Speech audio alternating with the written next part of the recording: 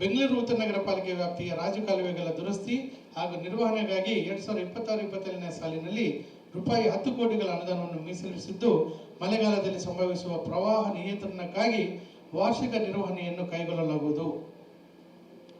ಬೆಂಗಳೂರು ಉತ್ತರ ನಗರ ಪಾಲಿಕೆಯಲ್ಲಿನ ಪ್ರವಾಹ ನಿಯಂತ್ರಣ ಕಾಮಗಾರಿಗಳಲ್ಲಿ ಒಟ್ಟು 53.42 ಕಿಲೋಮೀಟರ್ ದೂರದ ರಾಜಕಾಲುವೆಗಳ ಕಾಂಕ್ರೀಟ್ ತಡೆಗೋಡೆ, ಬಾಕ್ಸ್ ಮಾದರಿ ಹಾಗೂ ಯು ಮಾದರಿ ನಿರ್ಮಾಣ ಕಾಮಗಾರಿಯನ್ನು ವಿಶ್ವ ಬ್ಯಾಂಕ್ ಮತ್ತು NDMF ಅನುದಾನದಡಿಯಲ್ಲಿ ರೂಪಾಯಿ 532 ಕೋಟಿಗಳ ಮೊತ್ತದಲ್ಲಿ 2025-26ನೇ ಸಾಲಿನಲ್ಲಿ ಕೈಗೊಳ್ಳಲಾಗುತ್ತಿದ್ದು, 2026-27ನೇ ಸಾಲಿನಲ್ಲಿ ಈ ಕಾಮಗಾರಿಗಳನ್ನು ಪೂರ್ಣಗೊಳಿಸಲು ಕ್ರಮವಹಿಸಲಾಗುವುದು.